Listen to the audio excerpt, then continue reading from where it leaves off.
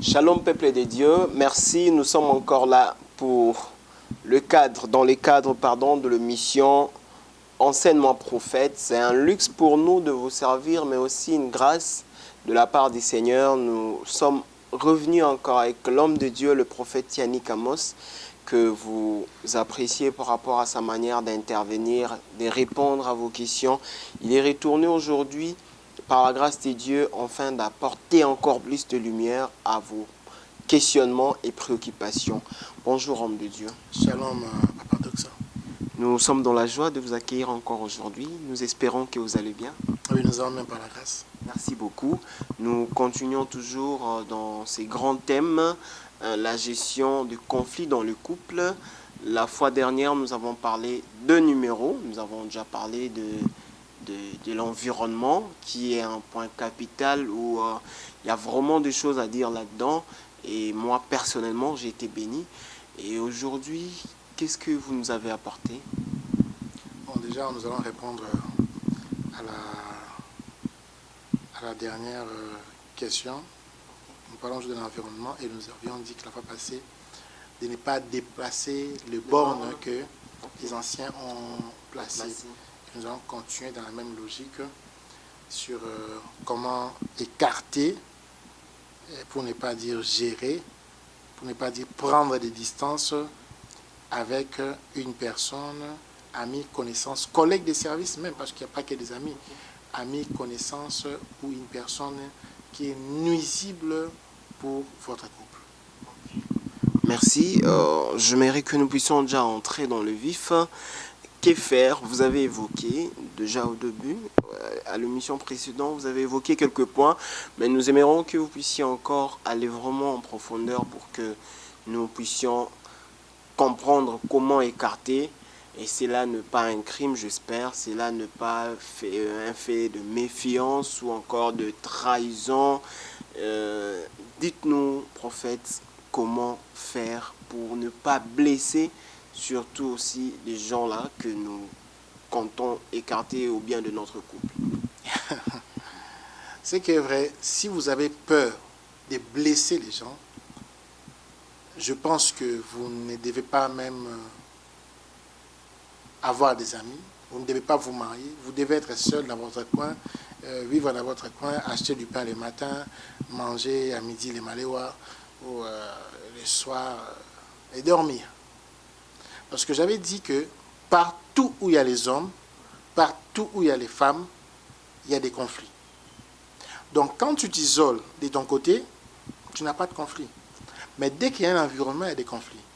Et qui dit conflit, dit aussi blessure.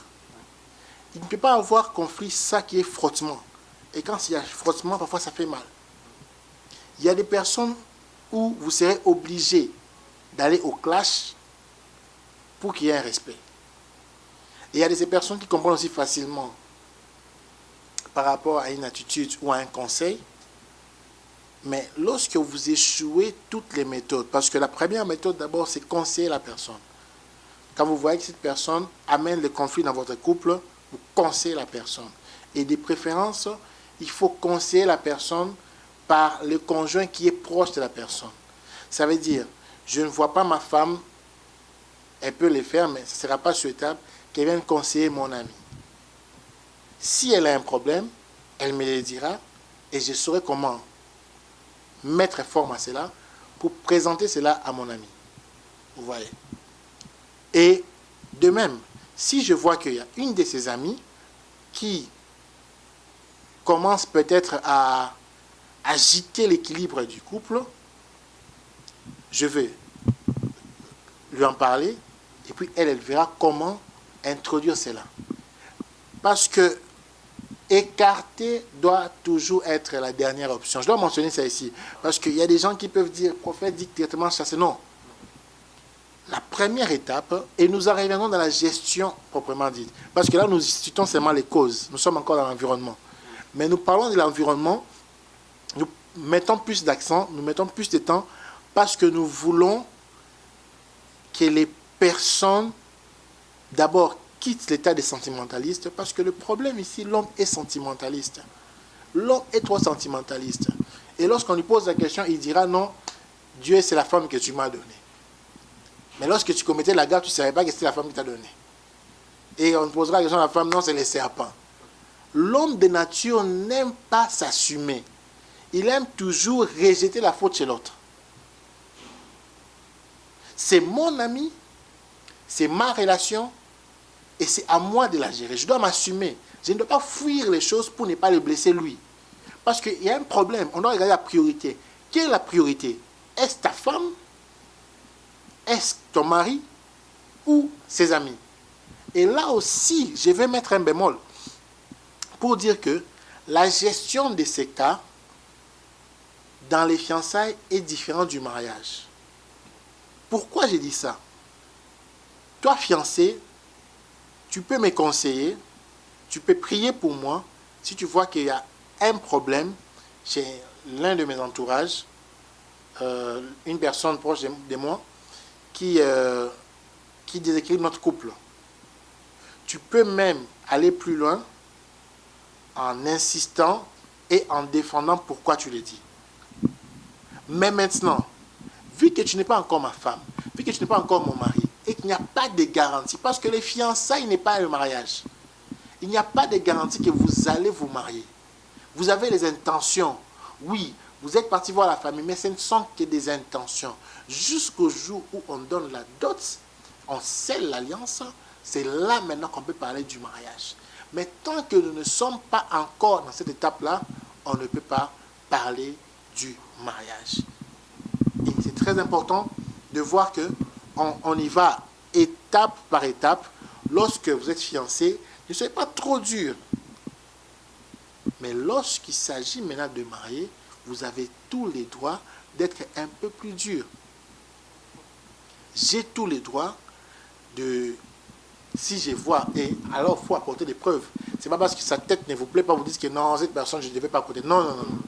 Il faut apporter des preuves de la nuisibilité de la personne par rapport à votre couple. Il faut apporter des preuves que cette personne est nuisible pour nous. Cette personne, c'est un mauvais conseiller pour mon mari. Cette personne, c'est une mauvaise conseillère pour ma femme. Cette personne, c'est une mauvaise influence. Cette personne amène ma femme dans des boîtes de nuit. Cette personne amène ma femme à des mauvais contacts. Cette personne rend ma femme cupide. Cette personne rend mon mari têtu, ne m'écoute même plus. Donc, amenez des preuves. Et c'est là encore que je reviens vers les rôles de parrain.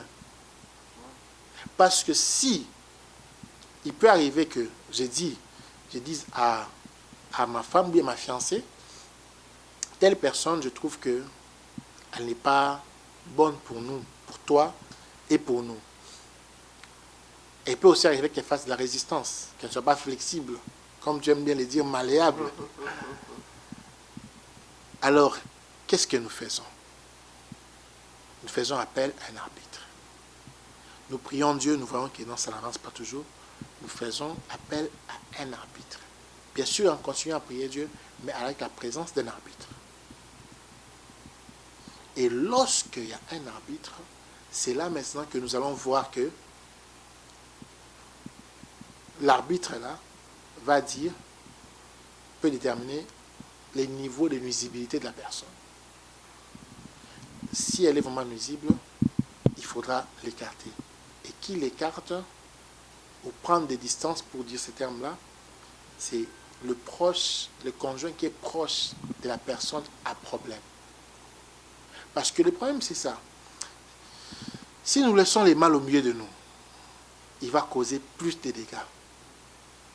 Beaucoup de séparations, beaucoup de fiançailles non abouties, c'est par rapport à l'environnement. Et ici, je ne parle pas que des amis, et même des fausses prophéties. On doit aussi en parler. Même des fausses prophéties, ou même de serviteurs de Dieu qui ont manqué de sagesse. Vous gérez des fiancés, mais vous manquez de sagesse. Ce n'est pas tout ce que l'homme vient vous dire que vous devez rapporter textuellement à la femme, et vice-versa. Vous devez user de la sagesse pour maintenir la paix. Très important. Parce que ce que nous cherchons, nous n'écartons pas, nous ne distançons pas la personne pour qu'il y ait un conflit encore. Non.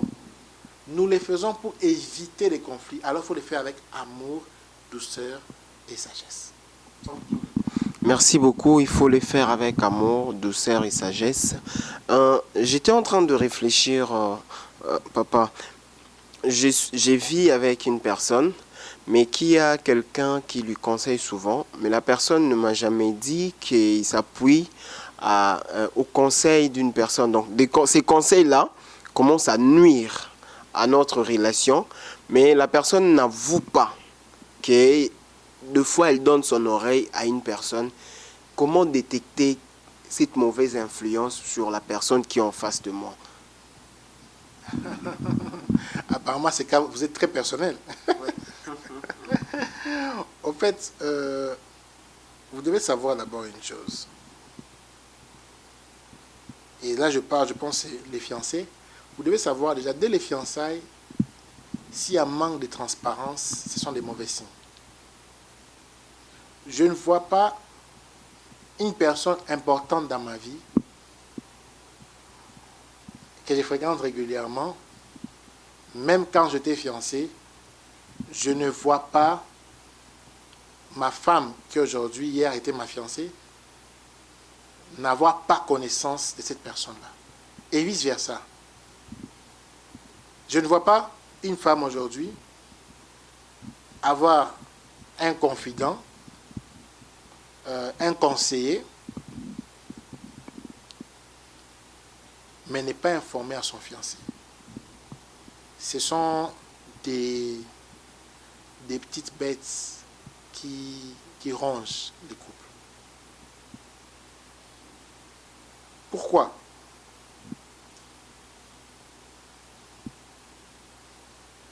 Si aujourd'hui,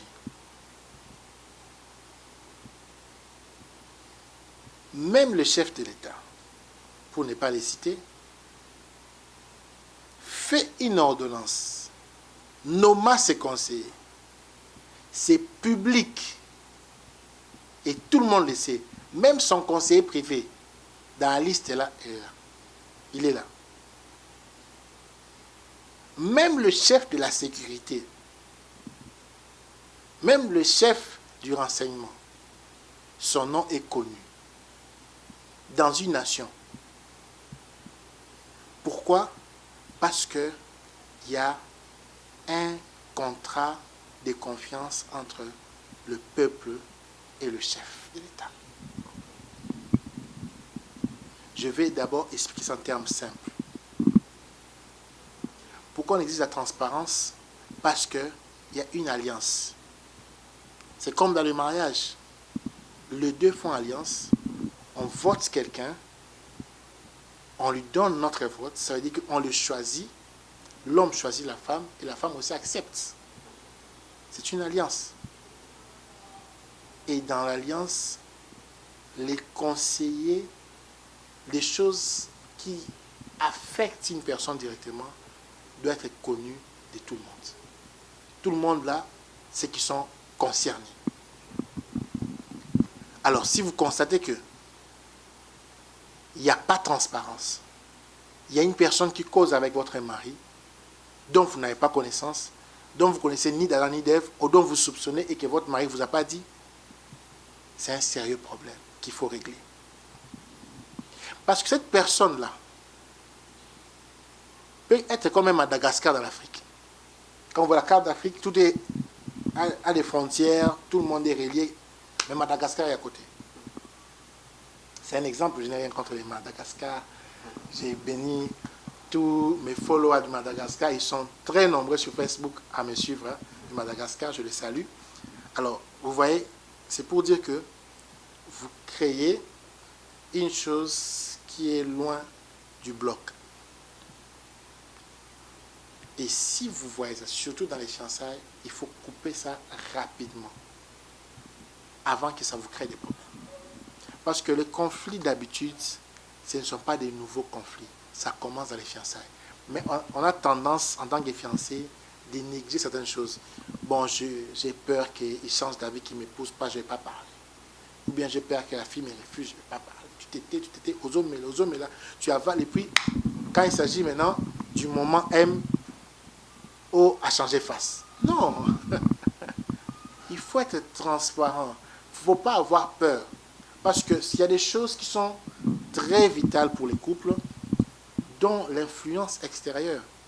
Et c'est là qu'on dit que non, ce sont des sources de conflits. Qui tu écoutes? Elle va écouter les serpents. On a vu ce qui s'est passé. Parce que tu ne sais pas que il y a deux sortes de messagers. Il y a le serpent et il y a l'ange. Et comme tu ne sais pas, il faut te poser la question, quel est le serpent? Et il est très important que pendant les fiançailles, vous tirez ça au clair. Vous pouvez même faire appel aux parents. Si vous deux, vous n'avez pas à tirer ça au clair, vous tirez ça au clair. Et si vous détectez avec des preuves, la meilleure façon, c'est de confronter votre conjoint ou votre futur conjoint, votre fiancé. Mettre les 20 fautes accomplies. Ok, j'ai constaté ça, ça, ça, ça. Qu'est-ce que tu en dis? Oh non, patati patata. Ok. Pourquoi ne pas dire? Parce qu'il faut éviter une chose. La Bible dit dans Jérémie, j'ai te montré les choses cachées, cachées, cachées, cachées. Il faut éviter les jeux de cache-cache quand on est dans un couple. Parce que les cache-cache là, même dans le jeu de cache-cache, on attrape toujours la personne qui s'est cachée. Même dans le jeu de cache-cache, on attrape toujours la personne qui s'est cachée. Toujours. Parce qu'il n'est jamais loin. Il est toujours à côté. On va aller chercher, même si c'est caché en dessous du lit, on va attraper. Oh, tu es là, sors. Il faut, surtout en matière de qui tu fréquentes. C'est vrai, tu n'es pas obligé de tout dire.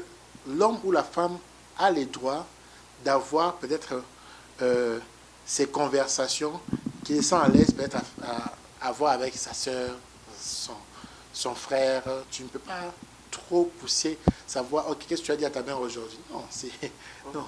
Chacun fait confiance à l'autre par la maturité qu'ils ont, savoir que non, j'ai des bornes. J'ai des bornes à ne pas déplacer. Et c'est par là même que je vais chuter. Lorsqu'on parle des bornes, chaque personne qui vient dans votre vie, connue ou pas connue, doit avoir des bornes. Mais qui établit ces bornes-là? C'est la parole de Dieu d'abord qui établit des bornes. Je ne me vois pas aujourd'hui une personne d'abord à laquelle je ne suis pas habitué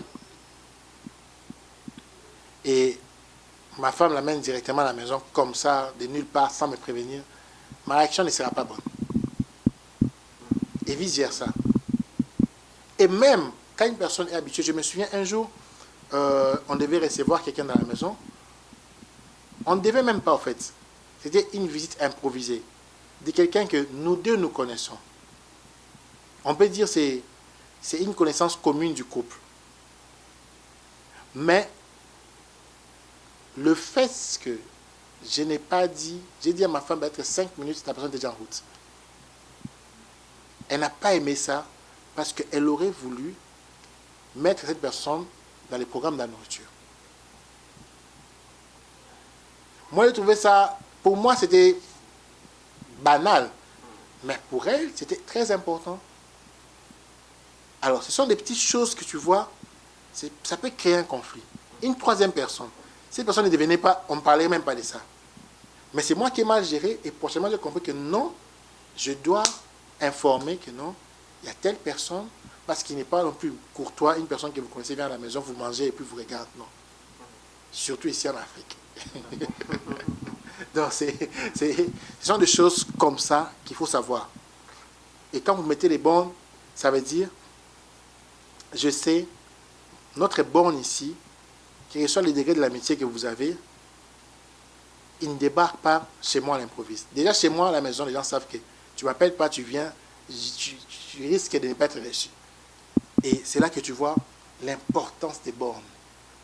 Lorsque vous mettez les bornes dans votre couple, vous mettez des règles et vous vous rassurez que ces règles sont connues de tout le monde, de votre environnement, vous aurez moins de problèmes. Et même les mauvaises semences auront du mal à se manifester. Comme j'ai dit, les serpents étaient toujours là. Mais si on mettait les serpents très loin, on aurait du mal à voir la riche du serpent. Ouais. Il faut placer les bornes selon les modèles divins. Qu'est-ce qui est permis, qu'est-ce qui n'est pas permis aux fiancés de faire? Qu'est-ce qui est permis, qu'est-ce qui n'est pas permis aux mariés de faire? Par rapport à leur environnement. Je ne parle pas par rapport aux deux, pas par rapport à leur environnement. Je vois très mal un ami, peut-être, de ma femme, je donne un exemple. On est peut-être fiancés, je parle encore de fiancés, et puis il commence à faire des jets de mains. Peut-être que, à la limite, ils étaient habitués à les faire. Quand ils étaient encore amis, peut-être ils ont grandi ensemble, ils ont peut-être été dans la même école. Mais du moment où elle devient fiancée, elle doit se les faire. Peut-être qu'il n'y a rien entre eux. Il est devenu comme son frère. Mais ces frères-là doivent maintenant avoir une limite. On doit lui mettre une borne qui est tu ne touches plus parce que c'est la femme d'autrui. Tu ne touches plus parce que c'est la fiancée d'autrui. Et aussi, et là je m'adresse encore aux frères, les frères, je dois vous frapper ici sérieusement parce que vous, les sœurs se sont plaints sérieusement chez moi. Et ça, je parle aux frères. Arrêtez d'appeler les gens bébé, chéri, tout ça, pendant que vous êtes déjà engagés. Non, soyons sérieux. Les bornes se mettent pendant les fiançailles déjà. Si tu es habitué, tu es fiancé, et tu as même mis déjà une bague de fiançailles, tu as publié, tu as mis les photos sur Facebook partout, sur Twitter, sur Instagram. Et puis, tu appelles quelqu'un d'autre qui n'est pas ta fiancée, bébé, chéri, Bouchou. Mais les sœurs aussi en font des fois. Non, mais c'est surtout les frères. Surtout les frères. Et puis quand la sœur ose demander, il s'énerve. Pourquoi tu t'énerves? Depuis quand tu es le bébé de plusieurs personnes? Non. Et les frères en Christ aussi, surtout, ils sont dans ça. Je t'aime. Non, c'est l'amour fraternel. Papa, attention. Attention. Attention. Ce n'est pas une blague. Tu engages une famille, et puis à côté, tu appelles un bébé. Même si tu n'as pas de mauvaises intentions. Mais l'environnement, ça peut créer un grand conflit. Je ne sais pas si tu as écrit un SMS de 486, comme on le faisait dans les temps. 486. Tu écris là, je t'aime, 486. Tu es habitué à faire ça, à dire peut-être à toutes les sœurs, je t'aime fraternellement, mais l'interprétation, on peut te suspendre même juste à cause de ça. Parce que tu as créé un précédent, tu n'as plus respecté les bornes. Les gens doivent savoir à changer lorsque ils veulent changer leur statut. Ne te marie pas, ne deviens pas fiancé de quelqu'un si tu n'es pas prêt à changer. Reste comme tu es, fais ta vie. Mais lorsque tu t'engages avec quelqu'un, ton environnement doit subir ta nouvelle vie. Merci beaucoup. Lorsque tu t'engages à une personne, ton environnement doit reconnaître cela, doit comprendre que tu as changé. Le borne, l'homme de Dieu a vraiment insisté sur le borne. C'est la meilleure des choses. Placez le borne, chers frères, sœurs. Surtout vous qui êtes fiancés. Apprenez à appeler. Si c'est un frère, il faut appeler un frère. Si c'est une sœur, il faut dire une sœur. Donc, vous avez suivi le conseil de l'homme de Dieu. Arrêtez avec bébé, chou, tout ça. Je t'aime. Je t'aime là, c'est tout court. Donc, comprenez déjà que si vous fonctionnez comme ça, vous pouvez aussi vous créer de problèmes. On a l'intention de continuer, mais nous ne savons plus continuer aujourd'hui. Vu l'heure, nous allons continuer prochainement. Et un dernier mot, homme de Dieu, à tous ceux qui sont en train de nous suivre. Si Dieu nous permet, nous allons faire un effort de vraiment continuer l'enseignement sur dans l'école des couples. Mais pour l'environnement, je pense qu'on va s'arrêter ici pour qu'on prenne d'autres points à la prochaine émission. Si vous avez des questions, ne vous gênez pas. Toutes les questions, nous allons les répondre. Mais surtout, mettez des bornes à partir des fiançailles. Mettez chaque ami, connaissance à sa place. Que chaque personne, même si c'est ton jumeau, meilleur ami, jumeau, jumelle, doit savoir, doit subir, je n'ai même pas dit s'adapter, j'ai dit subir ta nouvelle situation par rapport à ton mari, ta femme, ton fiancé, ta fiancée. Que Dieu vous bénisse. Que Dieu vous bénisse abondamment. Nous vous disons déjà au revoir. Bonne suite de continuité de programme sur Parole TV. Nous vous aimons tellement. N'hésitez pas en cas de questions, préoccupations. Écrivez-nous, mais continuez aussi à nous suivre. Vous qui nous suivez à la télé, vous avez la possibilité de voir aussi ces messages sur YouTube. Nous vous disons merci, au revoir, ciao.